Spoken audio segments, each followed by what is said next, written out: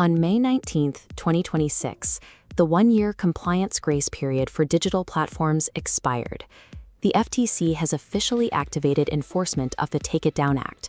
The law imposes a strict mandate.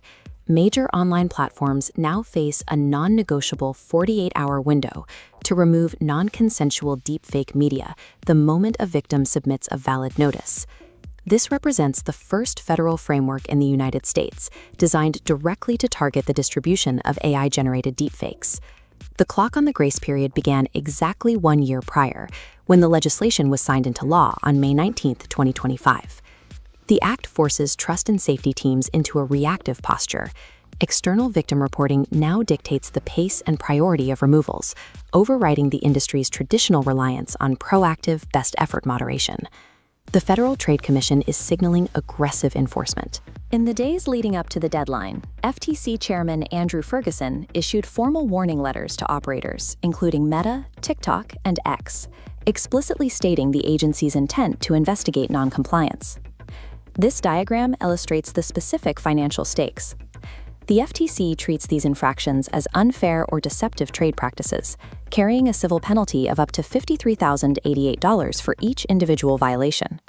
The legal exposure extends beyond civil fines. The Act establishes broad criminal liability for individuals knowingly publishing these digital forgeries, carrying the risk of up to 3 years of imprisonment.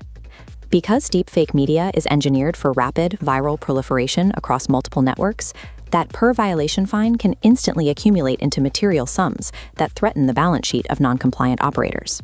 The Act establishes compliance as a zero-tolerance engineering requirement, linking platform performance directly to executive liability and corporate financial risk. To understand the operational impact, we first have to map the statutory boundaries of the law. This Venn diagram outlines the two primary targets: public platforms for user-generated content and websites curating non-consensual intimate media. The intersection of these models forms the strict legal definition of a covered platform. Foundational infrastructure, like broadband and email providers, are explicitly excluded. For covered platforms, the 48-hour takedown clock remains inactive until it is engaged by a highly specific, legally binding trigger. That trigger is the valid takedown request. To mandate removal, a request must contain 4 exact data inputs: a verifiable signature, precise locator data, a formal good faith statement, and direct contact information for the victim.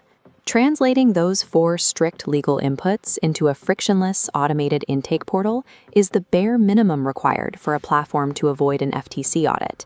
Manually deleting a single flagged URL fails the legal standard. The Act mandates platforms make reasonable efforts to remove known copies of the content. To meet this threshold, the FTC explicitly recommends that companies deploy cryptographic hashing technologies. Hashing runs raw media through an algorithm, generating a unique, trackable character string, identifying the file without viewing the image. Platforms must integrate this database into upload pipelines, continuously scanning new content and automatically blocking re-uploads. Technical expectations extend beyond the host server. Platforms must share cryptographic hashes with third-party nonprofits to track deepfakes internet-wide. The FTC highlights partner organizations for this sharing, including the National Center for Missing and Exploited Children and StopNCII.org. Surviving this regulatory mandate requires abandoning reactive human moderation entirely, replacing it with an automated, proactive dragnet built deep into the platform's code. However, civil liberties groups like the Electronic Frontier Foundation have identified structural risks. Malicious actors can weaponize the strict 48-hour mandate by submitting perfectly formatted false requests, forcing the automated pipeline to delete lawful protected speech. The Act contains a stark legal asymmetry. It requires a good faith statement from the person filing the report, but provides almost no formal counter-notice mechanism for an uploader to challenge an improper removal. Researchers compare this vulnerability to the historical implementation of the Digital Millennium Copyright Act, where automated takedown systems are frequently exploited to suppress legitimate content. Trust and safety engineers are caught in a hard logic trap: deploy aggressive automated systems risking legitimate speech, or hesitate and incur $53,000 FTC fines. At the macro level, this domestic United States law dictates global content moderation architecture, creating a severe compliance bottleneck for multinational technology companies. Because international internet traffic heavily routes through U.S. incorporated entities, the infrastructure is physically and legally tethered to American jurisdiction. To natively comply with the Takedown Act, platforms are forced to apply these rigid 48-hour SLAs across their entire global moderation pipeline, standardizing the strictest rule regardless of the end user's actual country.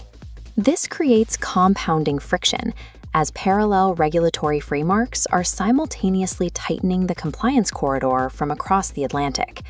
The American legislation intersects directly with the UK's Online Safety Act, which began enforcement in March 2025, and South Africa's Protection of Personal Information Act. Together, they form a stacked compliance filter over the same data streams. Regulators in emerging African digital markets are closely monitoring this exact intersection, drawing on these dual enforcement precedents to architect their own future data sovereignty laws. The compliance window is now definitively closed. The grace period for theoretical planning has ended, and major platforms must now defend live, globally integrated systems against immediate regulatory prosecution.